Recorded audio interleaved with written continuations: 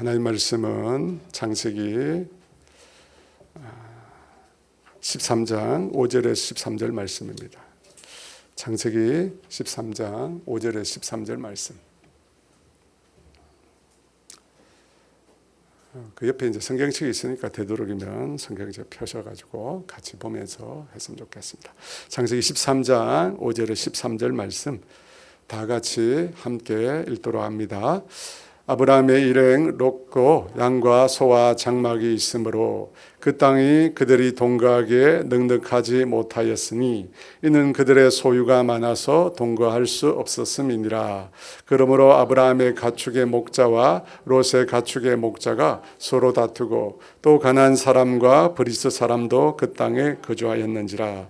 아브라함이 롯에게 이르되 우리는 한 친족이라 나나 너나 내 목자나 내 목자가 서로 다투게 하지 말자.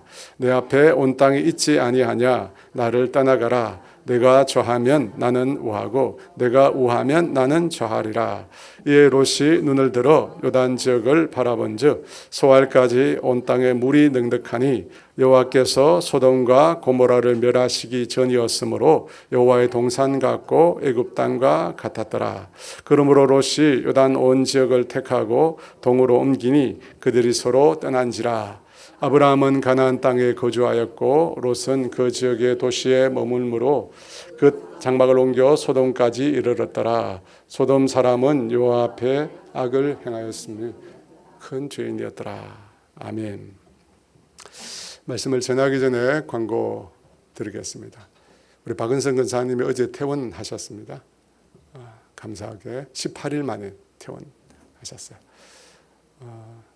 뭐 한 번 병원에 이번에 두 번 이제 폐렴 때문에 들어가셨으니까 걱정이 좀 되겠죠. 앞으로도 그런 일이 있을까 하는 생각이 있으니까 여러분도 계속해서 기도해 주시면 좋겠습니다. 저희가 이제 오늘 20일부터 40일 동안 금식기도 체인을 합니다.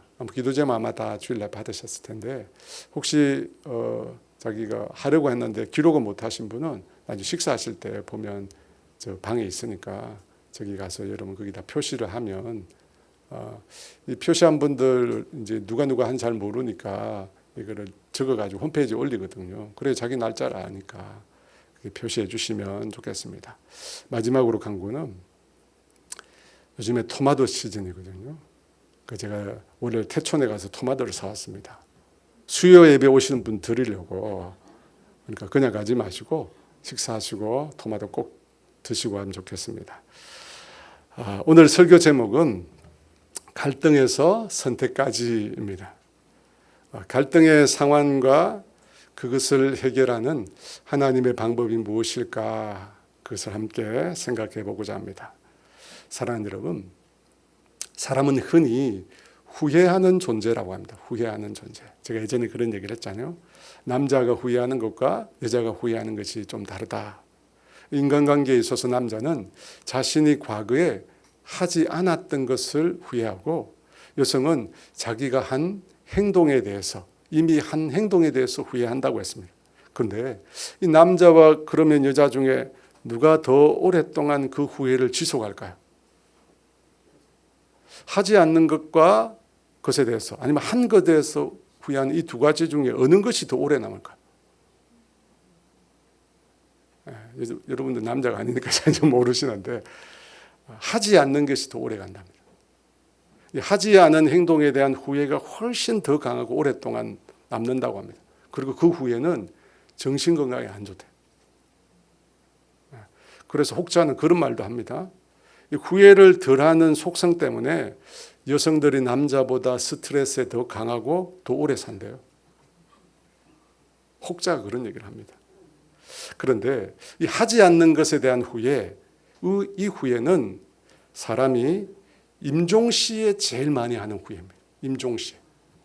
임종시에 우리가 하지 않은 것에 대해서 후회하죠. 어떤 걸 후회하느냐면 보통 5가지가 있다는데 하나는 내가 원하는 삶이 아닌 주위 사람들이 원하는 삶을 살았던 것을 후회한다고 합니다.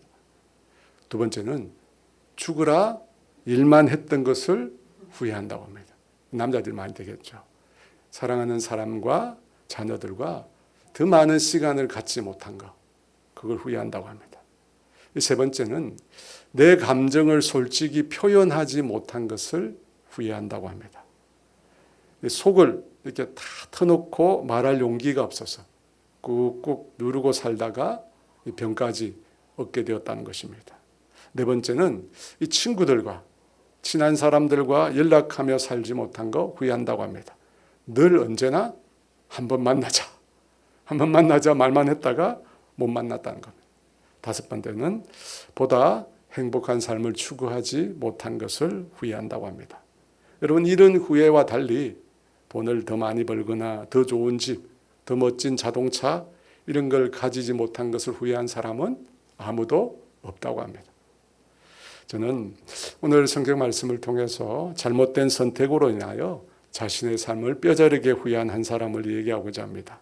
여러분, 후회 없는 인생은 없을 수 없습니다. 후회 없는 인생은 없습니다. 하지만 우리가 하나님 안에서 살아가면서 어떻게 하면 우리의 후회를 줄일 수 있을까? 후회 없는 선택의 삶을 우리가 살 수 있을까? 하루에도 수없이 많이 우리가 선택을 하는데 그중에 가장 중요한 선택은 15번 한다고 그러는데 여러분, 그 많은 선택 중에 후회 없는 선택 어떻게 갈 수 있을까 생각해 보고자 합니다. 하나님께서 아브라함을 선택하셨습니다.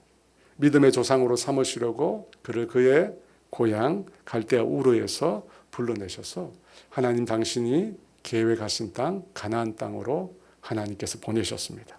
하나님께서 그곳에서 가나안 땅에서 아브라함에게 그의 대를 이을 자손과 땅을 약속해 주셨습니다. 그런데 아브라함은 그 가나안 땅에서 첫 번째 어려움에 봉착하게 되었습니다. 이 기근이라는 어려움이었습니다.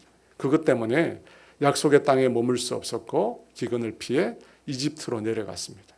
그곳에서 아내를 빼앗기는 큰 어려움을 겪었지만 하나님께서 도와주셨죠.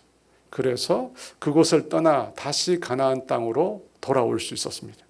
그리고 가나안 땅에 다시 돌아왔을 때 처음 가나안 땅에 들어왔을 때 제사를 지냈던 그곳 베델과 아이 사이 그곳에서 하나님께 제사를 드립니다. 그런데 그러고 난 다음에 예상치 못했던 문제를 직면하게 됩니다. 5절과 6절 말씀인데요. 우리 같이 읽어볼까요? 아브라함의 일행 롯도 양과 소와 장막이 있으므로 그 땅이 그들이 동거하기에 넉넉하지 못하였으니 이는 그들의 소유가 많아서 동거할 수 없었음이니라. 이집트에서 아브라함은 바로에게 자신의 아내 사레를 보내주게 되는데 그 대가로 많은 것들을 얻게 됩니다. 많은 가축과 은과 금을 소유한 부자가 됩니다. 그걸 가지고 가나안 땅으로 돌아오는데 아브라함과 함께한 조카 롯도 자신의 양과 소와 장막을 가지게 되었다고 합니다. 그런데 그 많은 소유로 인해서 그들 사이에 문제가 생깁니다. 여러분, 처음 가나안 땅, 처음 하란을 거쳐서 가나안 땅에 들어왔을 때는 소유가 많지 않았어요. 그래서 함께 사는데 전혀 어려움이 없었습니다. 그런데 이제는 소유가 많아졌어요. 소유가 많아지니까 함께 살 수가 없게 되었습니다. 어느 정도 소유가 많아졌는지 우리는 알 수 없습니다. 그죠? 그리고 그들이 머물렀던 땅이 어느 정도 넓은지도 모릅니다. 다만 소유가 많다고 해서 함께 사는 것이 완전히 불가능했을까? 불편은 했겠지만, 그죠? 완전히 불가능하지는 않았을 것 같아요. 근데 문제가 뭐냐면 소유가 아니라 그 소유 때문에 마음의 변화가 일어난 거죠. 여러분, 그죠? 그 소유 때문이 아니라 그 소유 때문에 마음의 변화가 일어났어요. 여러분, 인간이 가진 것이 굉장히 적을 때는 서로 가진 것이 없을 때는 서로 돕고 의지하고 돌봅니다. 근데 소유가 점점 많아지면, 가진 것이 많아지면, 점점점 잘 살게 되면 어떻게 됩니까? 자신이 가진 것과 다른 사람이 가진 것을 비교하기 시작하고 불만이 생기기 시작합니다. 여러분, 가진 것이 많아지면 마음도 부유해집니다. 이 넉넉하게 나누어지는데 부유해지는 게 아니라 마음이 여러분 교만해집니다. 가진 것이 없을 때는 다른 사람의 입장, 없는 사람들의 입장을 생각했는데 가진 것이 많아지면서 마음이 교만해지니까 서로가 서로를 수용하기가 어려워졌습니다. 자신이 당하고 있는 이 불편을 감내하기가 싫은 거예요. 여러분 그렇잖아요. 감내하기 싫은 거예요. 그래서 어떻게 합니까? 7절 상반절에 같이 있습니다. 그러므로 아브라함의 가축의 목자와 롯의 가축의 목자가 서로 다투고, 소유가 많아지니까 다투기 시작합니다.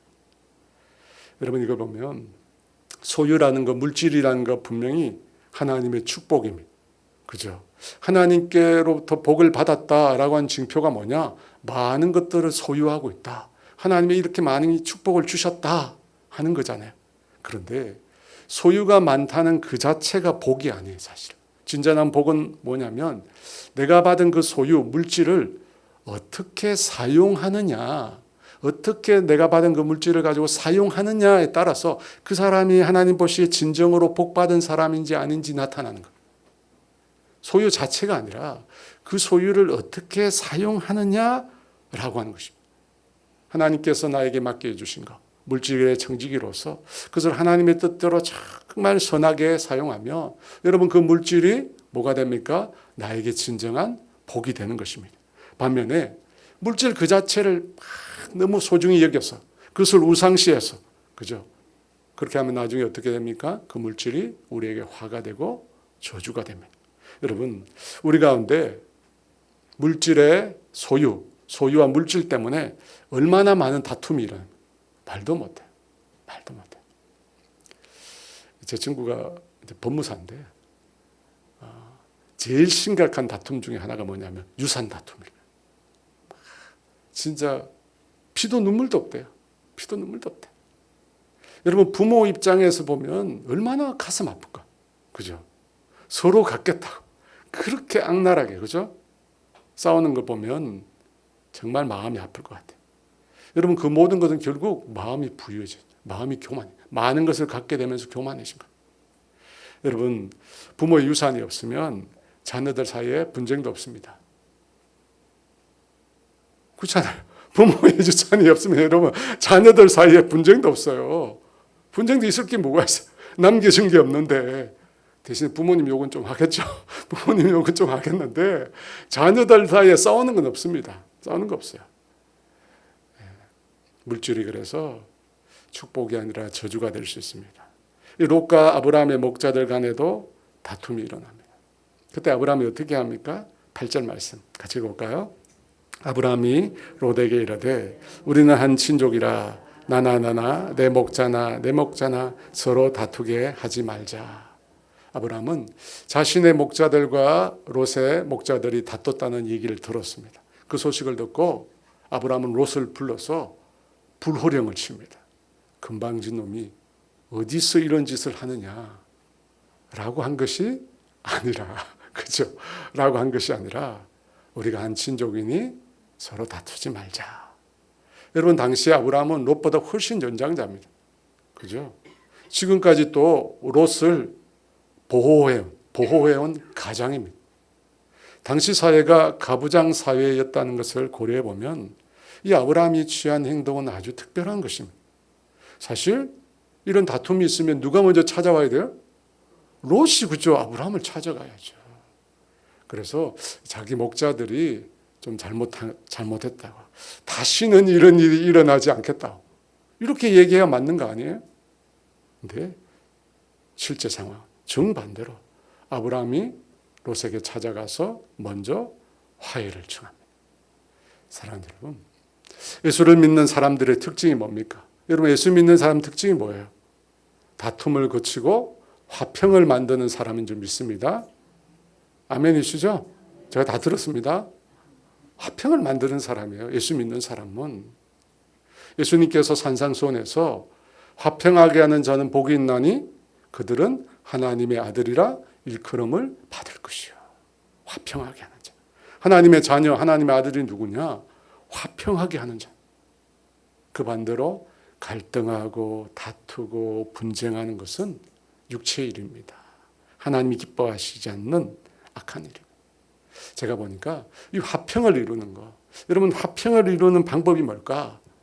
오늘 본문과는 좀 다른데요. 화평을 이루는 가장 대표적인 방법은 뭘까? 용서하는 거라죠. 용서. 다른 사람이 나에게 끼친 잘못에 대해서 용서하는 거. 여러분, 용서하는 마음이 있을 때 화평을 이룰 수 있습니다. 루이스 잠페르니라고 하는 아주 뛰어난 육상 선수가 있었습니다. 이 사람이 1936년 베를린 올림픽에 최연소 미국 국가대표로 참여를 한 사람이에요.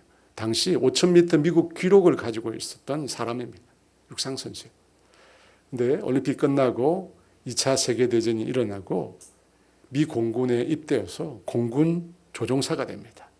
그러다가 1943년 하와이에 오하우라고 하는 섬이 있는데 그 서쪽 해상에서 기관 고장으로 그가 탄 폭격기가 바다에 떨어지게 됩니다. 47일 동안, 엄청나죠. 47일 동안 망명대해를 표류하다가 이 루이스가 어느 한 섬에 도착을 하게 되는데 그 섬이 일본의 점령지인 마샬 군도의 한 섬이었다고 하네요.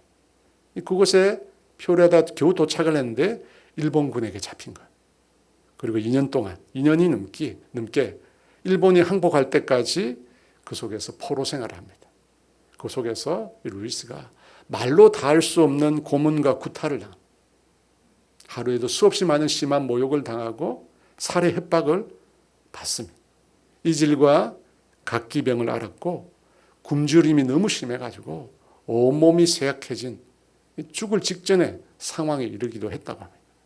일본인 군인들은 이 자신들의 우월성을 입증하기 위해서 이 루이스와 일본 군인들 사이에 달리기 시합을 자주 열었다. 이 시합에 지면 루이스를 때리는 거예요. 시합에 이기면 기절할 때까지 때리는 거예요. 그가 이 수용소에서 얼마나 고통을 당했냐면 키가 당시에 180에 57kg. 그것도 굉장히 말랐잖아요. 180에 57kg인데 그가 집으로 돌아갈 때는 34kg였대. 여기 그 몸무게 가시신 분 없으시죠? 180에 34kg, 180에 34kg. 고향으로 돌아온 이후에 루이스는 성대한 환영을 받고 훈장을 받았죠. 전쟁용으로 훈장을 받았대. 그리고 결혼까지 했는데 그 다음에 이 대다수의 전쟁에 참여했던 군인들이 느끼는 전쟁의 고통이 있는데 그도 그걸 겪게 됩니다. 몸이 쇠약해져 더 이상 운동을 할 수가 없었습니다. 그리고 악몽, 불면증, 공황장애 계속 머릿속에 그 망망대해와 이 포로 수용소의 철조망 이것이 계속 어른거리게 돼. 그래서 결국 알코올 중독자가 돼. 이 사람. 결혼했는데 위혼의 위기까지 겪게 되죠. 이 사람이 속으로 어떤 생각을 했냐면 자기를 그토록 고문했던 간수가 있습니다. 무지히로 와타나베라는 사람인데 이 사람을 내가 가서 죽이면 내가 이 고통에서 벗어날 수 있겠다. 그런 마음이 들더라고요. 하지만 그를 구원해 준 건 그 복수가 아니라 용서였다.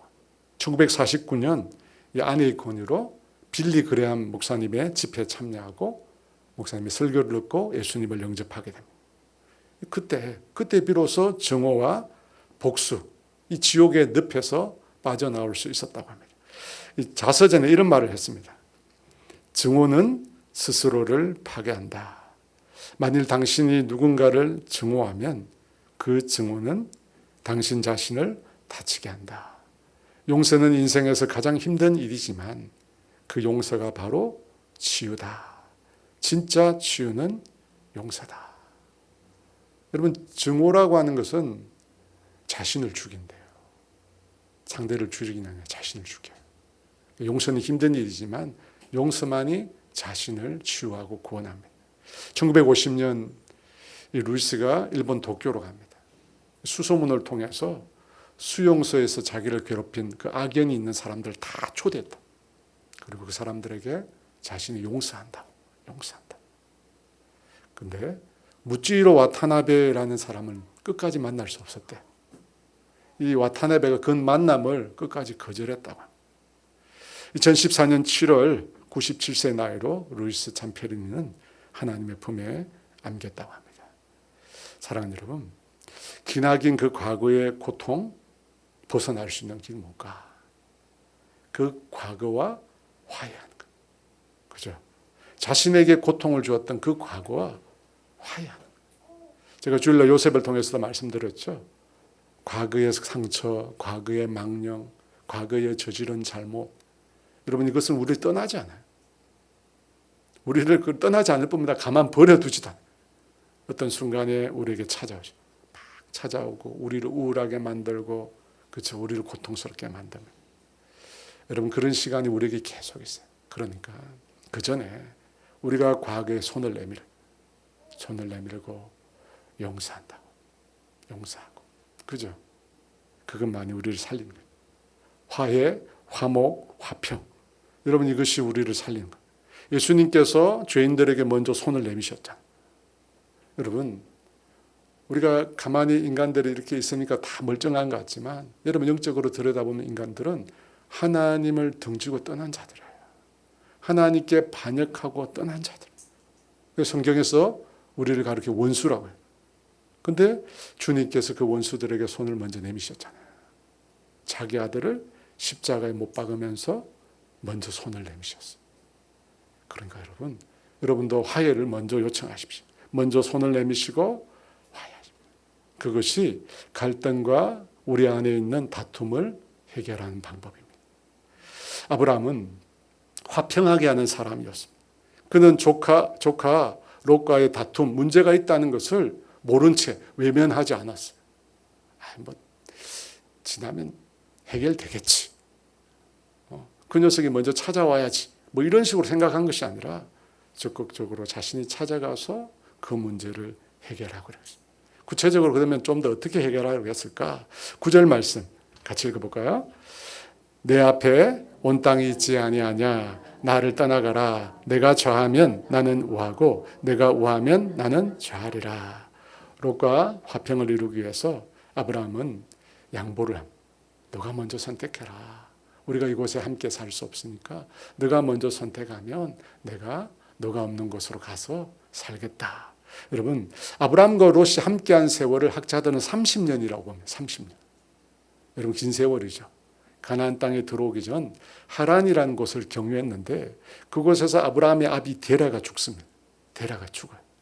그때 남은 피부치인 조카 롯을 아브라함이 거둬들인 거예요. 그때부터 롯과 함께 살게 된 거죠. 가나안 땅에서 이집트 땅으로, 이집트 땅에서 다시 가나안 땅으로 돌아옵니다.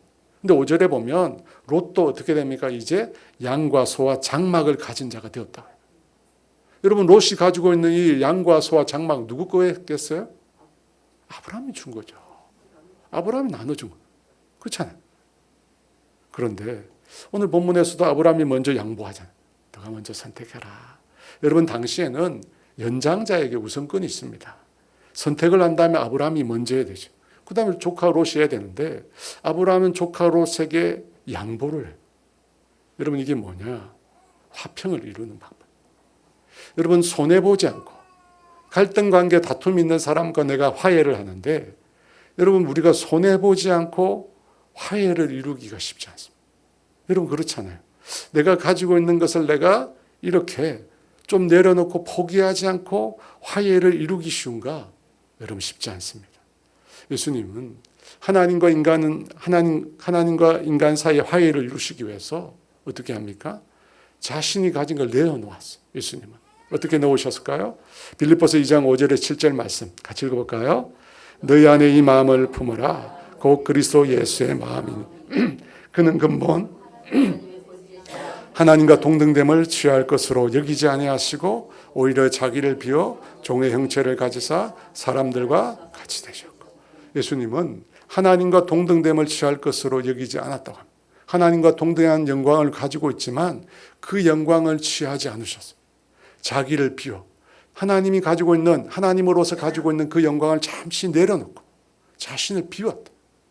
그리고 종의 형체를 입으셨다고 합니다. 인간을 구원하기 위해, 인간과 화해를 이루시기 위해서 예수님은 자신의 것을 내려놓으셨어요. 양보하신 거예요. 포기하신 거예요. 그래서 우리도 뭔가 화해를 이루고 화목을 이루려면 양보해요. 내가 당연한 것이다. 당연한 것이다. 그 권리를 여러분 이렇게 내려놔요. 사도 바울도 이 고린도 교회 성도들과 편지하는 거 보면 자신의 권리를 주장하지 않는다. 여러분 사도 바울이 고린도 교회를 세운 사람이에요. 세운 사람. 그런데 자신의 권리를 주장하지 않는다고. 그 말씀을 이렇게 합니다. 9장 4절에서 6절 말씀 같이 읽어볼까요? 우리가 먹고 마실 권리가 없겠느냐? 우리가 다른 사람들과 주의 형제들과 게바와 같이 믿음의 자녀된 아내를 데리고 다닐 권리가 없겠느냐? 어찌 나와 바나바만 일하지 아니할 권리가 없겠느냐? 9장 12절 또 있습니다. 다른 이들도 너에게 이런 권리를 가졌거든 하물며 우리일까 보냐? 그러나 우리가 이 권리를 쓰지 아니하고 범사에 참는 것은 그리스도의 복음에 아무 장애가 없게 하려 함이로다. 여러분 사도 바울은 고린도 교회를 설립한 사람, 고린도 교회를 목양한 사람, 교회의 기초를 세운 사람. 근데 뭐라고 이야기합니까? 먹고 마실 권리가 없겠느냐? 이 말은 그 권리를 사용하지 않는 거예요. 바나바와 나만 일하지 아니할 권리가 없겠느냐? 일하지 않을 권리가 있어요. 근데 일하는 거예요. 일하는 거예요. 그죠? 자기가 권리가 있지만 그것을 복음을 위해서 사용하지 않는다는 것입니다. 기독교 2000년 역사 가운데 가장 위대한 사도 중에 한 사람은 사도 바울입니다. 셀 수 없는 교회를 세웠고 수없이 많은 사람은 그리스도께 인도했습니다. 자신의 전생애를 그리스도를 위하여 바쳤습니다. 그럼에도 수없이 많이 매맞고 고통을 당했습니다. 여러분 바울에게는 신비한 능력이 있었어요. 영적인 권위가 있었어요. 귀신을 쫓아내고 병든 자를 치료했습니다. 그럼에도 뭐라고 이야기합니까? 나는 내 권리를 주장하지 않겠다. 왜 그렇습니까? 화평을 위해. 화평의 복음을 전하기 위해서입니다. 복음을 위해서. 다른 사람의 영혼을 위해서 자신의 권리를 포기합니다. 여러분, 예수님을 믿고 따른다고 말합니다. 여러분, 우리가 예수를 믿고 따른다고 말합니다. 그러면 우리는 어떻게 해야 합니까? 복음을 위해서. 그죠? 하나님 나라를 위해서. 자신의 이익을 포기할 수 있습니다. 복음을 위해서 손해도 감수할 줄 알아. 복음을 위해서 양보할 줄 알아야 되고 또 베풀 줄 알아요. 다른 사람의 양보하고 권리를 포기하고 우선권을 내려놓고 여러분 이러면 무한 경쟁 시대잖아요. 이 무한 경쟁 시대에 한순간이면 뒤처질 수 있는데 이렇게 사는 것이 과연 이 시대를 지혜롭게 사는 것인가 의문이 들 수 있습니다. 그렇잖아요. 이 시대는 어떻게 하든지 기회를 잡아야 되고 어떻게 하든지 다른 사람을 앞서서 뭔가 내가 이득을 먼저 취해야 돼. 내가 먼저 우선권을 얻어야 돼. 저는 안 해봤지 모르겠죠. 아파트도 뭐 그런 거 있잖아요. 분양권을 잡아야 될 거 아니에요. 잡아야지 내가 우선권을. 근데 성경은 다른 사람의 유익을 복음을 위하여 우리의 권리를 포기할 줄 알아야 한다. 우선권을 내려놓을 줄 알아야 한다. 사랑하는 여러분, 이 땅의 그리스도인들이 이 세상 사람들 눈에는 어떻게 비춰질까요?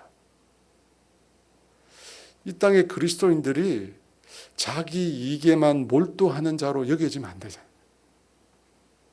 더 이상 자신의 배만 채우려고 하는 사람들로 우리가 여겨지면 안 되잖아요. 그러면 이 세상에 소망이 없어요. 우리가 하나님과 이 세상을 화목하게 하는 말씀을 우리가 전하는데 그리스도인들이 철저히 자기 이익에 국한된 사람이다. 여러분 우리가 어떻게 복음을 전해요? 어떻게 우리가 예수를 전합니까? 진리의 문제가 아니라면 복음이 아니라면 여러분 예수 믿는 사람은 양보할 줄 알고 자기의 권리를 포기할 줄 알고 여러분 그렇게 합니다. 여러분 우리가 창조론을 믿는다고 하잖아요. 창조론. 우리는 진화론을 믿지 않습니다. 진화론은 거짓이라고. 근데 진화론에서 제일 많이 중요하게 다루고 있는 원리가 뭐예요? 적자 생존, 약육강식이잖아요. 강한 자가 살아남는다는 거예요. 여러분 진화론에서 중요한 것은 강한 자가 살아남는다는 거예요. 근데 우리는 창조론을 믿어요. 그러면 진화론이 추구하는 이 세상 방식과 똑같이 우리가 산다면 강한 자가 살아남는다는 식으로 우리도 동일하게 산다면 입으로는 창조론인데 삶으로는 진화론이죠.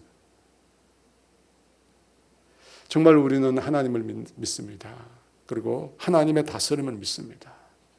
그러면 우리는 하나님의 말씀으로 살아요. 여러분 믿으십니까? 예수님 어떻게 사셨어요? 양보하고 희생하고 포기하는 삶을 살아요.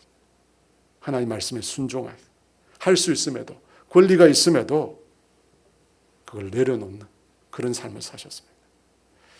제가 이 이야기는 타이밍이 없어서 못했는데 궁금하실 것 같아서 근본에 저희 교회에 봉고차를 새로 구입을 했어요. 다 궁금하실 것 같아서 제가 막 타고 다닐 거 아니에요.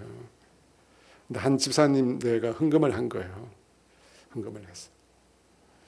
근데 그 이전에 봉고가 있잖아요. 그 이전에 9년 탄 거 봉고가 있습니다. 이 봉고를 어떻게 해야 될까 고민을 했습니다. 기도하면서. 팔면 그래도 좀 값을 받을 수 있어요. 근데 그걸 가지고 있으면 뭐 수련회나 또 행사 때 사용할 수 있겠죠. 그런데 기도하면서 또 이 봉고를 또 헌금하신 분하고도 얘기를 나누면서 우리가 기존에 가지고 있는 그 차를 우리가 후원하는 작은 교회에 보내기로 했습니다. 그 교회가 차가 없어서 너무 목말라 했거든요. 차가 없어서. 그래서 우리 차를 헌금하신 집사님들이랑 얘기를 나누고 그분들이 너무 좋다는 거예요. 너무 좋다. 그렇게 하면 너무 좋겠다. 우리 장로님들도 너무 좋겠다. 말씀을 하셨습니다. 그래서 보내기로 했어요. 저희 교회 이름이 붙어 있잖아요. 그 제가 다 떼냈습니다. 다 떼내고 깨끗이 만들어 안팎으로 세차를 했습니다. 엔진 오일도 갈았습니다. 엔진 오일도 가르고 자동차 검사도 다 하고 세금도 내고 다 끝냈습니다. 그러고 나니까 딸 시집 보낸 느낌 들더라고요. 다 이제 세차를 만들어 가지고 다음 주에 와서 이제 가져가기로 했어요. 사랑하는 여러분, 예수를 믿는 우리가 걸어가야 할 길은 이 세상에 추구하는 방식과 다릅니다. 우리는 희생하고 양보하고 권리를 내려놓는 것입니다. 어떻게 보면 이 세상 사람들이 보기에 그것은 어리석은 일입니다. 지혜롭지 못한 일입니다. 하지만 그런 양보, 그런 희생, 여러분 이런 것이 있어야 화평을 이룰 수 있습니다. 말로만 되지 않잖아요. 여러분 나하고 싸우고 있는 갈등하고 있는 사람들 만나고 말로만 되나요? 내가 희생하고 양보하고 물러서야만 그 일이 이루어지는 것입니다. 그것이 예수님께서 가신 길이고 우리에게서 보기를 원하시는 길입니다. 마태복음 5장 16절은 이렇게 말합니다. 같이 있습니다. 이같이 너희 빛이 사람 앞에 비치게 하여 그들로 너희 착한 행실을 보고 하늘에 계신 너희 아버지께 영광을 돌리게 하라. 여러분 이 세상 사람들이 우리의 착한 행실을 보고 하나님께 영광을 돌린대요. 우리의 착한 행실. 어떤 겁니까?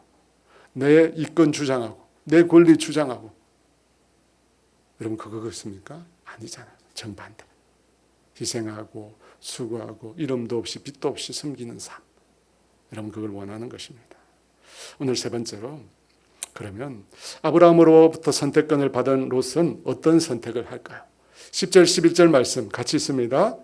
이에 롯이 눈을 들어 요단 지역을 바라본 적 소알까지 온 땅에 물이 넉넉하니 여호와께서 소돔과 고모라를 멸하시기 전이었으므로 여호와의 동산 같고 애굽 땅과 같았더라. 그러므로 롯이 요단 온 지역을 택하고 동으로 옮기니 그들이 서로 떠난지라. 여러분 롯은 요단을 선택했어요. 요단은 어떤 땅이라고 합니까? 그 땅은 물이 넉넉했다고 합니다. 여호와의 동산 같고 이집트, 나일강이 있는 이집트 땅과 같다고 합니다. 여러분 유목민에게 있어서 가장 필요한 게 뭡니까? 풀과 물이죠. 이건 양보할 수 없는 겁니다. 그런데 요단은 그런 곳이에요. 여러분 우리가 볼 때 이 욥의 선택은 너무나 합리적이고 이치에 많습니다. 다만 문제가 있어요. 어떤 문제가 있습니까? 영적인 문제가 있죠. 13절 말씀 같이 읽어볼까요? 소돔 사람은 여호와 앞에 악하며 큰 죄인이었더라. 그가 선택한 땅은 다 좋은데 문제는 하나님 앞에 악한 땅이며 죄인들로 가득한 땅이에요. 하나님이 머무실 수 없는 땅이죠. 여러분 악으로 가득한 곳에 하나님이 계시겠어요? 선교가 아니라면, 복음을 전하는 일이 아니라면 예수 믿는 사람들이 머물러서는 안 되는 땅입니다. 여러분 왜 그럴까요? 베드로후서 2장 8절에 롯에 대해서 이런 말씀이 있습니다. 같이 읽어볼까요? 이는 이 의인이 그들 중에 거하여 날마다 저 불법한 행실을 보고 들으므로 그 의로운 심령이 상함이라. 여러분 이 롯에 관한 말씀이거든요. 의로운 사람이었던 롯이 어떻게 됩니까? 소돔 땅에 거하면서 그의 의로운 심령이 상했다고요. 사람이 주변 환경의 영향을 받잖아요.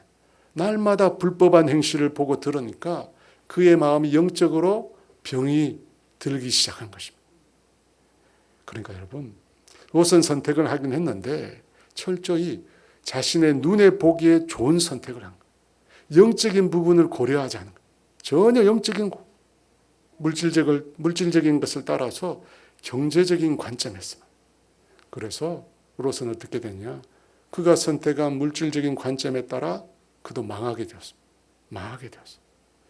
여러분 이 롯의 모습을 보면 지금 우리가 살고 있는 이 세상에 대해서 우리가 심히 걱정이 됩니다. 그죠? 우리와 우리의 자녀들이 날마다 보고 있는 게 뭐예요? 날마다 어떤 것들을 우리의 자녀들이 우리가 보고 있습니까? 우리 영혼을 해치는 것, 우리 영혼을 병들게 하는 것, 우리 영혼을 상하게 하는 것들. 그래서 여러분 이 어른들뿐만 아니라 우리 다음 세대 자녀들이 이 소돔의 문화 속에서 영적으로 죽어가고 있어요. 영적으로 죽어갔어요. 저도 보는 게 저희 집에 있는 애들밖에 없잖아요. 가끔 얘기하다 보면 저희 애들이 그래요. 중학교, 고등학교. 네. 자기들이 목사님 자녀라고 해서 그렇지 다른 애들은 다 술, 담배 한다는 거예요. 우리 둘째가 축구하러 다니는데 다른 애들 다 하는 거예요. 근데 자기는 목사 아들이니까 못하는 거죠. 여러분 어디 그것뿐이겠어요? 포르노, 동성애, 낙태, 온갖 타락과 폭력 중독이 넘쳐나요. 이 세상에. 그 소돔의 구렁텅이 속에 우리 자녀들이 살고 있어요. 정말 영적으로 날마다 불법한 행실을 보고 들음으로 날마다 영적으로 완전히 그 의로운 심령들이 다 상하고 있어요. 상하고 있어요. 소돔을 선택한 롯의 삶, 여러분 그 후에 어떻게 됩니까? 의인 10명이 없어서 하나님의 심판을 받잖아요. 도시 전체가 하나님의 유황불로 심판을 받습니다. 더불어 롯이 그렇게 소중하게 여겼던 모든 소유, 그죠? 모든 소유 다 잃어버려요. 그의 가족들, 아내는 소금 기둥이 되고 두 딸은 아버지와 근친상간, 씻을 수 없는 죄악을 낳습니다. 여러분 눈에 보기에 좋은 선택, 그죠? 눈에 보기, 물질적인 관점, 그것을 따라 선택한 결과가 어떻게 됩니까? 저는 성경의 인물 중에 자신의 선택을 가장 처절하게 후회할 사람이 롯이라고 생각합니다. 눈에 보기죠. 다 그것만. 영적인 측면은 전혀 고려하지 않고 그 선택이 그야말로 롯의 가문의 저주를 가져다 주었습니다. 이 롯의 선택에 보면 보기 아름답고 먹기에 좋아 보이는 선악과의 실과를 먹은 하와를 생각하게 됩니다. 그죠? 그래서 이 눈에 보는 대로 선택하면 큰일 나요. 눈에 보는 대로. 그래서 내 눈에 보기 좋은 대로 그 이면에는 뭐가 있느냐면 나의 죄된 욕망, 그죠? 나의 죄된 욕망, 죄된 본성, 그걸 따라 선택하는 거. 그걸 따라. 여러분 그 선택은 정말 돌이킬 수 없는 후회를 가져와요. 돌이킬 수 없는. 이 얘기는 안 하고 싶은데 또 하게 되는데 오래된 얘기인데 제가 총각으로 지낼 때 이 신학대학원에 들어오면서 고향을 떠나 이제 수도권으로 왔잖아요. 근데 그때 거처가 없었어요. 우리 중고등부 우리 전도사님이 저하고 똑같아요. 거처가 없어요. 거처가. 거기는 광주에서 올라왔거든요. 거처가 없어요. 이 기숙사에 지금은 안 그렇다는데 저희 때는 4명 자는데 6, 7명이 지냈어요. 갈 데가 없으니까. 주말에는 교회 유치부실에서 우리 전도사님은 해분을 해서 해본 나라에서. 갈 데가 없으니까. 근데 결혼 정년기가 됐잖아요. 결혼을 해야 됐는데 수중에 돈 한 푼이 없는 거예요. 전도사 월급으로 조금 받아가지고 저희 때는 11조 건축원금, 감사원금, 주일원금을 다 내야 돼요. 목사님 보시니까 다 내야 돼요. 다 내야 돼요. 그러고 나서 부모님한테 또 용돈도 보내주자. 돈이 어디 있겠어요. 근데 어느 날 같이 이렇게 사회 가는 신방 여자 전도사님 있잖아요. 나이가 많으신. 그 전도사님이 저한테 자매를 한 명 소개시켜 준다는 거예요. 자매를. 유치원 선생님이라고 그러는 거예요. 저보다 월급이 많대요. 근데 이 자매분이 사모가 되고자 하는 마음이 있대요. 그런 사람 조심해야 되는데 그런 마음이 있다는 거야. 근데 아버지가 부자래요. 볼보를 몰고 다녔어, 아버지가. 은색 볼보. 볼보를 몰고 다녔어. 그래서 그 여전도사님 나보고 뭐라 하냐면 결혼하면 그 아버지가 집을 사준대. 차도 뽑아주겠다는 거. 그 아무것도 없는데 저는 그때 아무것도 없었거든요. 개털이었는데 아무것도 없어. 근데 유치원 선생님의 직업도 탄탄하고 집도 주고 차도 주고 얼마나 솔깃했겠어요. 그죠? 근데 그때 제가 눈이 높았거든요. 눈이 높아가지고 아마 그 자매가 욕을 많이 했을 거예요. 제가 눈이 높아가지고. 그 다음은 생략하겠습니다. 롯은 자기 욕망대로, 욕심대로 선택합니다. 네. 그래서 여러분이 뭐 이 중에는 자녀들 이미 결혼시킨 분들도 있을 거지만 또 결혼시켜야 될 분들이 있을 텐데 여러분 잘 보세요. 영적인 선택이 중요해요. 영적인 선택. 그죠? 물질적인 세상적인 관점을만 선택하면 큰 고다짐. 여러분 우리가 살고 있는 이 세상은 우리의 눈을 현혹하는 유혹으로 가득 차 있어요. 요한일서 2장 16절 말씀 같이 읽어볼까요? 이는 세상에 있는 모든 것이 육신의 정욕과 안목의 정욕과 이생의 자랑이니 다 아버지께로부터 온 것이 아니요 세상으로부터 온 것이라. 여러분 이 세상은 욕심으로 가득 차 있어요. 안목의 정욕, 계속 우리를 그것에 우리가 말려들면 영적으로 다 깨어있어요. 정말 하나님이 원하는 선택이 뭔가? 여러분 아브라함은 어떻게 선택했을까요? 그러면 12절 상반절에 같이 읽어볼까요? 아브라함은 가나안 땅에 롯은 물이 있는 좋은 땅을 찾아서 떠난 거예요. 근데 아브라함은 그냥 그 가나안 땅에 그대로 있었어요. 여러분 그 땅은 좋지 못한 땅. 여러분 유다 땅은 광야예요. 물이 찾기가 쉽지 않아요. 근데 아브라함은 그냥 그 가나안 땅에 머물렀다고 합니다. 여러분 왜 머물렀을까요? 왜 아브라함은 더 좋은 땅을 찾아가지 않고 왜 그냥 그 땅에 그냥 주저앉았을까? 그렇죠. 하나님의 약속이 있잖아. 너와 내 자손에게 이 땅을 주리라 하나님 약속하셨잖아. 이전에 아브라함은 그 하나님의 말씀의 중요성을 잘 몰랐어요. 그래서 어떻게 합니까? 기근이 났을 때 그 땅 떠났잖아. 약속이 있는데 잊어버리고 이집트 땅으로 갔잖아. 갔다가 아내를 잃어버릴 뻔했어. 하나님의 개입이 아니었다면 다시 돌아올 수가 없었어. 그 일을 통해서 아브라함이 하나님의 약속을 따라 살아야 하는구나. 하나님의 말씀을 따라 살아. 눈으로 볼 때, 내 이성으로 판단해 볼 때 불합리해 보이고 이해할 수 없어. 그죠? 우리 인간적인 시점에서 보면 하나님의 말씀, 하나님의 약속이 와닿지가 않아.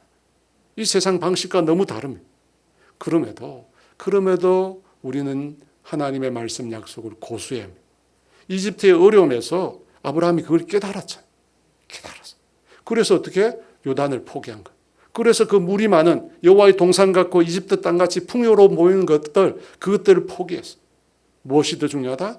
하나님이 더 중요하다. 하나님이 더 중요한 거예요. 하나님이 중요한 거예요. 여러분 생애를 생각해 보면 여러분이 한 선택 중에 최고의 선택이 뭡니까? 여러분 우리 인생의 최고의 선택은 우리가 하나님을 선택한 거 아니에요? 여러분 그렇잖아요. 하나님을 선택한 거예요. 마찬가지로 아브라함이 선택한 것 단순 땅이 아니에요. 아브라함이 선택한 것은 그 땅을 약속해 주신 하나님을 선택했어요. 하나님을 선택. 그래서 우리는 매 순간 하나님을 선택해. 하나님이 원하시는 방향, 하나님의 뜻, 하나님이 바라시는 것들, 하나님의 목적은 다 하나님. 예수님을 만난 제자들은 자신의 생계 수단인 배와 부친을 버려두고 예수님을 쫓아갔어요. 다 버리고 예수님을 쫓아갔어요. 왜? 예수님이 우리 인생에서 가장 중요한 선택이기 때문에. 우리도 그렇게 선택했어요. 그래서 예수님 따랐어. 주의 말씀을 따라갔고 주님의 몸된 교회를 우리가 섬기고 있습니다. 그런데 이렇게 신앙생활을 해오면서 그 선택이 자꾸만 희미해져서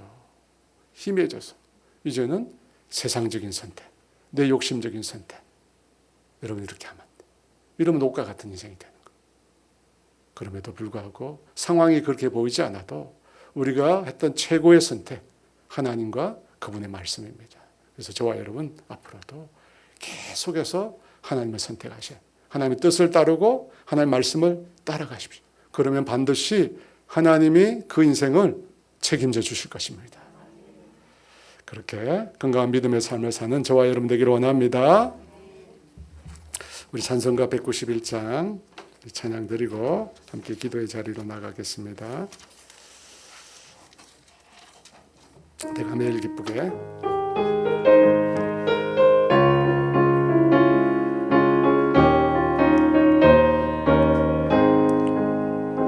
내가 매일 기쁘게 순례의 길 행함은 주의 팔이 나를 안보함이요 내가 주의 큰 복을 받는 참된 비결은 주의 영이 함께함이라 성령이 계시네 할렐루야 함께하시네 좁은 길을 걸으며 밤낮 기뻐하는 것 주의 영이 함께함이라 전에 죄에 빠져서 평안함이 없을 때 예수 십자가의 공로 힘입어 그 발 아래 엎드려 참된 평화 얻음은 주의 영이 함께함이라 성령이 계시네 할렐루야 함께하시네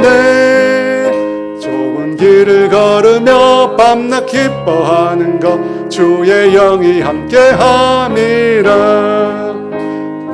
동행하시고 모든 염려하시니 나는 숲의 새와 같이 기쁘다 내가 기쁜 마음으로 주의 뜻을 행함은 주의 영이 함께함이라 성령이 계시네 할렐루야 함께하시네 좁은 길을 걸으며 밤낮 기뻐하는 것 주의 영이 함께함이라 모든 영혼과 마의 모든 욕망은 십자가에 이미 못을 박았네 여든 밤이 지나고 무거운 짐 벗으니 주의 영이 함께함이라 성령이 계시네 할렐루야 함께하시네 좁은 길을 걸으며 밤낮 기뻐하는 것 주의 영이 함께함이라 여러분 이 시간 여러분 손을 다 들고 우리 함께 기도하겠습니다. 먼저 기도할 제목은 여러분 예수를 믿는 자의 삶은 우리 힘으로 절대 살 수 없습니다. 여러분은 우리가 어떻게 우리를 희생하고 우리가 손해보고 우리의 권리를 내려놓고 여러분 우리가 어떻게 삽니까? 여러분은 우리의 본성으로는 그렇게 살 수 없습니다. 주의 성령님께서 우리를 다스려 주시고 성령님께서 우리를 깨우쳐 주시고 성령님께서 우리를 붙들어 주시고 우리를 인도해 주셔야 그렇게 살 수 있습니다. 여러분 이 시간 먼저 우리는 성령 충만을 구합시다. 하나님의 뜻대로 말씀대로 살아갈 수 있는 용기와 믿음을 달라고 성령이 우리를 붙들어 달라고 우리가 주여 같이 기도합니다. 주여 할렐루야 할렐루야 아버지 오늘도 우리 가운데 임하여 주시옵소서. 주의 거룩한 영으로 우리 가운데 임재하여 주시옵소서. 아버지 빛으로 우리 가운데 아버지 임재해 주세요. 아버지 우리에게 용기를 주세요. 우리에게 믿음을 주세요. 이 세상 방식을 거슬러 살아갈 수 있도록 도와주시옵소서. 우리가 화평을 이루는 자가 되기를 원합니다. 화해를 만드는 자가 되기를 원합니다. 우리가 용서하는 자가 되기를 원합니다. 우리의 권리를 내려놓고 우리의 손해를 감수하고 아버지 주여 우리가 가진 것들을 내려놓고 아버지 화평을 이루고 화해를 이루는 그런 복음의 사람이 되고 싶습니다. 주님 우리에게 은혜를 내려 주시옵소서. 우리의 힘으로 우리의 본성으로 아버지 우리가 가진 속성으로 그렇게 살아갈 수 없습니다. 성령 하나님 우리 가운데 은혜를 주세요. 성령 하나님 우리 가운데 은혜를 베풀어 주십시오. 그렇게 살아갈 수 있는 믿음도 주시고 용기도 주시고 아버지 그런 능력도 더하여 주시옵소서. 아버지 성령 하나님 우리에게 은혜를 주세요. 성령 하나님 우리에게 은혜를 베풀어 주세요. 성령 하나님 우리에게 은혜를 베풀어 주시옵소서. 아버지 보이는 것으로 살지 않고 아버지 우리 눈에 이 세상에 아버지 지혜와 지식으로 살지 않고 아버지의 말씀을 따라 살기를 원합니다. 하나님이 원하시는 길을 따라 살아갈 수 있도록 하나님이 바라시는 길을 따라 살아갈 수 있도록 아버지 우리에게 확신을 주시옵소서. 우리에게 믿음을 다하여 주시옵소서. 성령 하나님 우리를 붙들어 주시옵소서. 성령 하나님 우리를 붙들어 주시옵소서. 성령 하나님 우리를 붙들어 주시옵소서. 성령 하나님 우리를 새롭게 하여 주세요. 우리의 걸음을 인도하여 주세요. 우리에게 믿음을 주시옵소서. 아버지 믿음을 주시옵소서. 아버지 그렇게 살면 반드시 복된 삶을 살 수 있습니다. 반드시 주님이 인정하는 삶을 살 수 있습니다. 주님이 바라시는 대로 살 수 있습니다. 주님 우리에게 확신을 주셔. 우리에게 믿음을 주세요. 우리에게 아버지 오 할렐루야. 우리에게 아버지 주여 아버지 우리에게 은혜를 주시옵소서. 성령 하나님 우리에게 은혜를 주시옵소서. 성령 하나님 우리에게 은혜를 주시옵소서. 성령 하나님 아버지 우리에게 은혜를 주시옵소서. 성령 하나님 우리에게 은혜를 성령 하나님 우리에게 은혜를 주시옵소서. 성령 우리에게 은혜를 주시옵소서. 아버지 우리의 걸음을 인도하여 주세요. 우리의 걸음을 인도하여 주세요. 믿음을 주세요. 아버지 우리를 붙들어 주시옵소서. 이 세상의 방식과 이 세상의 아버지 법칙을 거슬러 살아갈 수 있는 용기를 주시옵소서. 아버지 우리가 화해의 삶을 살고 싶습니다. 화목의 삶을 살고 화평의 삶을 살고 싶습니다. 용서의 삶을 살고 싶습니다. 우리가 희생하고 포기하고 아버지 낮아지는 삶을 살고 싶습니다. 우리의 힘으로 우리의 능력으로 도무지 살아갈 수 없는 삶입니다. 하나님 우리의 선택이 하나님의 말씀을 따라 선택하고 하나님의 뜻을 따라 선택하고 이 세상의 방식과 이 세상이 원하시는 데 살고 싶습니다. 주님 우리를 붙들어 주셔서 성령 하나님 우리에게 은혜를 주세요. 성령 하나님 우리에게 은혜를 주세요. 성령 우리에게 은혜를 주세요. 성령 하나님 우리에게 은혜를 성령 하나님 우리에게 은혜를 주세요. 성령 하나님 우리에게 은혜를 성령 우리 안에 은혜를 베풀어 주시옵소서. 오 할렐루야 오 할렐루야 오 할렐루야 오 할렐루야 주여 아버지 주여 도와주시옵소서. 여러분 말씀을 들은 대로 기도했으면 좋겠습니다. 여러분 오늘 말씀이 하시는 것은 이 세상의 방식과 이 세상의 길과는 너무나 다른 것입니다. 여러분 주님께서 우리에게 말씀하십니다. 갈등과 다툼의 상황에서 화해의 사람, 화목을 이루는 사람, 화평을 이루는 자로 살아야 된다고 말씀합니다. 여러분 그런 삶을 살기 위해서 우리는 용서해야 됩니다. 여러분 우리는 그 일을 위해서 내 권리를 내려놓을 줄 알아야 합니다. 희생할 줄 알고 내 것을 포기할 줄 알아야 됩니다. 여러분 이런 삶을 사는 것이 우리의 본성에 너무나 어울리지 않는 삶입니다. 여러분 우리 힘으로 살 수 없습니다. 주님 우리를 붙들어 달라고 주님이 원하시고 바라시고 예수님이 걸어가셨던 그 길을 우리도 걸어갈 수 있도록 도와달라고 세상의 욕정과 욕심을 따라 사는 것이 아니라 하나님의 말씀과 하나님의 법칙을 따라 살아갈 수 있도록 도와달라고 우리 주 예수 같이 기도합니다. 주여 할렐루야 주여 은혜를 주시옵소서. 성령의 은혜를 주시옵소서. 성령의 은혜를 주시옵소서. 아버지 주여 도와주시옵소서. 성령의 우리에게 은혜를 주시옵소서.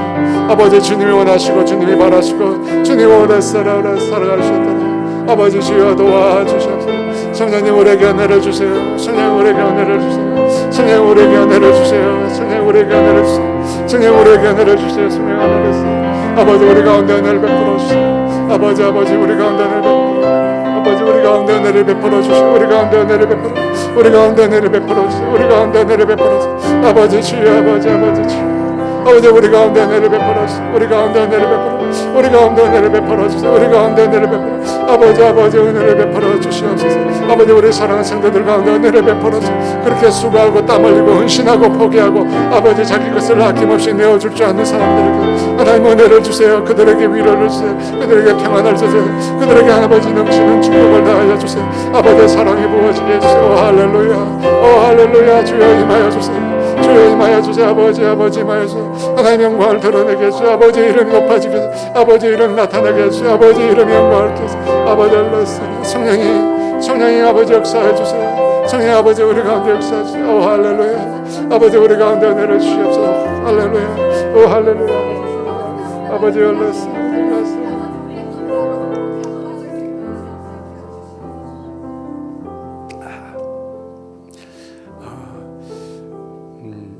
우리가 합심해서 금식하고 함께 기도하고자 하는 40일 금식 기도 체인을 합니다. 저는 이걸 하면서 이 일에 참여하는 우리 성도들이 참 하나님의 은혜를 경험했으면 좋겠다.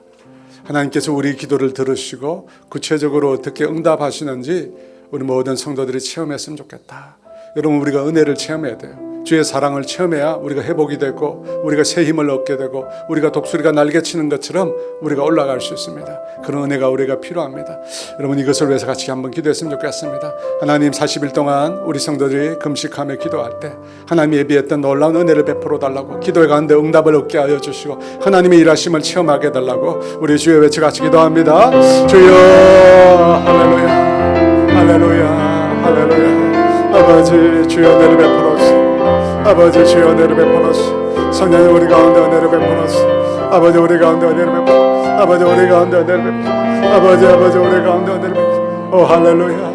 우리 사랑하는 성도들이 함께 금식하며 엎드려 간구하고 기도할 때 하나님의 일하심을 보게 해주세요. 하나님의 능력의 손길을 우리가 경험하게 해주세요. 아버지 단지 음식을 먹지 않는 것에 국한하지 않게 하시고 정말 아버지 정말 주 앞에 매달리게 하시고 아버지 주님 앞에 정말 기도함으로 엎드리게 하여 주시고 이 일을 통해서 정말 하나님의 일하심을 경험하고 하나님의 역사를 경험하고 놀라운 치유의 역사들, 놀라운 회복의 역사들, 놀라운 구원의 역사들이 우리 가운데 일어나는 것들을 우리가 볼 수 있도록 주님 일하여 주시옵소서.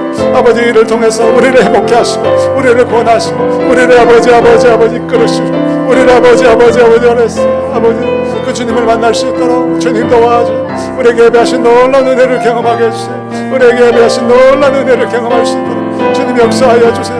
하나님의 은혜를 우리가 맛보게 해주세요. 모든 성도들의 은혜를 맛보게 해주세요. 오 할렐루야 주여 일하여 주시고 성령 우리 가운데 일하여 주시고 성령 우리 가운데 일하여 주시고 주님 역사하여 주시고 오 할렐루야 아버지 주여 아버지를 냈어 우리 아버지를 냈어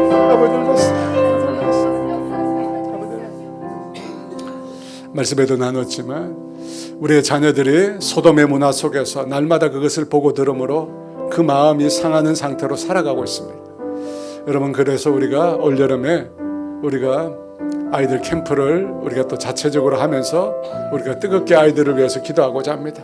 그리고 선교로도 9명이나 우리 자녀들이 참여합니다. 우리 그 자녀들을 위해서 기도했으면 좋겠습니다. 여러분 하나님 외에는 성령님 외에는 방법이 없습니다. 이 시대에 주님 외에는 방법이 없습니다. 그 아이들을 살려낼 방법이 없습니다. 주님 은혜를 달라고 주님 불같이 역사해 달라고 아이들 심령을 불태워 주시고 아버지 그들의 상하고 지친 마음 공고한 마음들 다 불태워 주시고 아버지의 마음을 성령의 마음을 그들 가운데 허락해 달라고 모두가 다 거듭나고 변화되는 역사 일어나게 해달라고 우리 주여 같이 기도합니다. 주여 할렐루야 아버지 임하여 주세요. 성령이 임하여 주세요. 아버지 임하여 주세요. 아버지 상하고 병들고 지친 우리 아이들 아버지 이 세상의 악한 문화에도 이 세상의 병든 문화에 가운데 우리 아이들이 병들어 있습니다. 우리 아이들 그 마음이 상하고 있는 우리 아이들 그 마음이 심령이 아버지 죽어가고 있습니다. 아버지 이 상태를 우리가 방치하지 않기를 원합니다. 이 상태를 우리가 외면하지 않기를 원합니다. 주님 은혜를 주세요. 아버지 우리 가운데 임재해 주세요. 그 수련의 시간들마다 성령 역사하여 주세요. 아이들 심령을 불태워 주세요. 그들 안에 상하고 지친 마음들 그 곤고한 마음들 그 병든 마음들 아버지 이 세상의 때가 묻고 이 세상의 거짓과 오염된 아버지 그들의 마음 가운데 성령이 임하여 주세요. 성령께서 임하여 주셔서 불태워 주세요. 그들의 심령을 아버지 태워 주세요. 그들의 심령에 아버지 주여 물로 씻어 주세요. 깨끗이 씻어 주세요. 아버지 거듭나게 하여 주시고 예수 그리스도의 은혜를 붙들게 해주세요. 예수 그리스도의 그 사랑을 붙들게 해서 우리 아이들이 변화되게 하시고 우리 아이들이 새로워지게 하여 주시옵소서. 오 할렐루야. 주님 하나이도 우리가 잃어버리지 않기를 원합니다. 한 생명도 우리가 놓치지 않기를 원합니다. 아버지 역사해 주세요. 성령의 불로 아버지 오순절 다락방에 임하던 그 성령의 놀라운 기름 몸과 역사하심에 아버지 우리 가운데 나타나게 하여 주시옵소서. 우리 가운데 나타나게 하여 주시옵소서. 우리 가운데 뜨거워지게 해주세요. 우리 가운데 아버지 불로 아버지 역사하여 주시옵소서. 우리 가운데 불로 역사하여 주시옵소서. 아버지 우리 심령이 뜨거워지게 했어요. 아버지 주여, 아버지 우리 아이들의 심령을 우리의 마음이 뜨거워지게 해서 그 이름에 기도할 때 아버지 역사에 일어나게 하여 주시옵소서. 일어나게 할지어다. 아버지 역사해 주세요. 성령 역사해 주세요. 성령 역사해 주세요. 성령 역사해 주세요. 성령 역사해 주세요. 아버지 잘났어. 아버지 잘났어.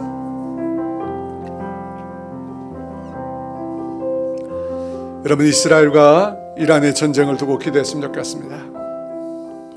여러분 보니까 전쟁을 즐기는 자들이 있어요. 전쟁을 즐기는 악한 영들이 있습니다. 여러분 전쟁이라고 하는 것은 고통스러운 거예요. 여러분, 한 사람의 영혼과 삶을 송두리째 빼앗는 것입니다. 웃어 넘길 일이 아닙니다. 여러분, 그 전쟁 때문에 수없이 죽어가는, 수없이 순전한 사람들, 착한 사람들, 아무것도 모르는 그런 사람들, 수없이 많은 사람들이 고통과 슬픔 가운데 죽어가고 있습니다. 여러분, 전쟁은 일어나서는 되는 게 아닙니다. 여러분, 그 뒤에는 마귀의 영이 역사합니다. 여러분, 시간 기도합시다. 어떤 것으로도 여러분 정당화될 수 없습니다. 하나님, 전쟁을 그치게 하시고 화해와 평화가 일어나게 해주세요. 아버지, 더 이상 인명의 피해 일어나지 않도록 아버지 악한 영을 제하여 주시고 그 땅에 평화를 달라고 우리 주에 외치고 같이 기도합니다. 주여, 아버지 주여, 아버지 고통받는 아버지 전쟁, 아버지 그 포탄 속에서 아버지 슬퍼 울며 고통하는 수없이 많은 영혼들이 있습니다. 아버지 주여, 아버지 가족을 잃고 아버지를 잃고 어머니를 잃고 하나님 아버지 자녀를 잃고 아버지 울부짖는 고통 가운데서 아버지 살아가고 있는 아버지 수없이 많은 영혼들이 있습니다. 아버지 주여, 불쌍히 여겨 주시옵소서. 아버지 그 일을 통해서 아버지 주여, 아버지 웃고 있는 그 이면에서 아버지 인간의 고통 가운데 즐거워하고 있는 악한 영들이 있습니다. 주님, 그 세력을 결박시켜 주시옵소서. 아버지 죽음 앞에서 희희낙낙 웃고 있는 모든 악한 세력을 결박시켜 주시고 아버지 그 땅 가운데 아버지 평화가 임할지어다. 아버지 그 땅에 아버지 평화가 임할지어다. 서로가 양보하게 하시고 서로가 아버지 한 발자국 물러서서 아버지 평화를 이룰 수 있도록 아버지 주여 도와주시옵소서. 그 어떤 것으로도 아버지 전쟁의 포탄을 아버지 정당화할 수 없습니다. 주여 아버지 주여 도와주세요. 성령님 역사해 주세요. 아버지 한 사람의 목숨이 아버지 천하보다 귀하다고 했습니다. 한 영혼의 가치가 천하보다 귀하다고 했습니다. 아버지 모든 악한 세력들을 결박시켜 주시고 전쟁을 부추기는 아버지 모든 아버지 세력들을 주께서 그 마음 가운데 찾아가 주셔서 그 마음을 결박시켜 주시고 아버지 더 이상 전쟁이 확전되지 않도록 주님 도와주시옵소서. 아버지 서로가 양보하게 하시고 서로가 물러서게 하시고 화해를 이룰 수 있도록 주님 일하여 주시옵소서. 하나님 아버지, 하나님이 없는 이 세상 가운데 믿음의 사람들이 살아간다는 것이 너무나 힘듭니다. 하나님의 진리를 지키고 하나님의 말씀을 따라 우리가 산다는 것이 아버지 전혀 이해되지 않는 세상입니다. 그럼에도 불구하고 하나님이 이 세상을 따라, 이 세상의 방식을 따라 우리가 살아가지 않게 하여 주시고 주님의 진리를 따라 살아갈 수 있는 믿음과 아버지 용기를 더하여 주시옵소서. 하나님, 우리가 어디서든지 화평을 이루는 하나님의 아들들이 되게 하여 주시옵소서. 우리가 만나는 모든 사람들 가운데 하나님의 화해를 이룰 수 있는 아버지 축복의 사람들이 다 되게 하여 주시옵소서. 자신의 것을 희생하면서 우리가 더 많이 수고하고 우리가 가진 것을 포기하면서 아버지 사람들 사이에 진정한 아버지 주님의 빛을 드러내는 주님의 자녀의 삶을 우리 모두가 살아갈 수 있도록 은혜를 베풀어 주시옵소서. 우리에게 주어지는 매 순간의 선택 가운데 아버지 하나님을 선택할 수 있도록 주님 도와주시옵소서. 세상의 것과 세상의 방식 우리 눈앞에 볼 땐 좋아 보이지만 그 나중은 파멸이고 저주임을 우리가 알게 하여 주셔서 하나님을 따라서 하나님의 말씀을 따라서 늘 선택의 길을 갈 수 있도록 은혜를 베풀어 주시옵소서. 지금은 우리 주 예수 그리스도의 은혜와 하나님의 다함이 없는 사랑하심과 성령님의 교통하심과 인도하심과 위로하심이 아브라함의 길을 가고자 하는 사랑하는 성도들 위해 이제로부터 영원토록 함께 하시기를 간절히 축원하옵나이다. 아멘. 기도하시다가 여러분 돌아가시면 되겠습니다.